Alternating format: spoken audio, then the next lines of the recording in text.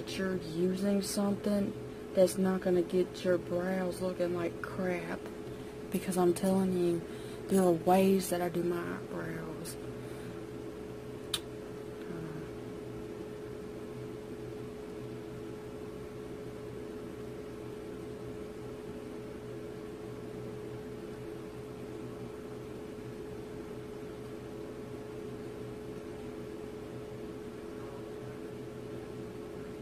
See that? See how good that looks? And then when you get done with that, take a Q-tip. If it looks a little bit too, you know, take one of these.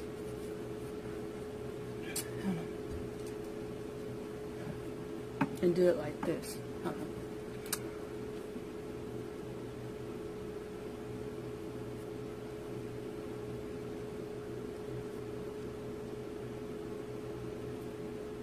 See how natural that looks? You can do it either way you want to.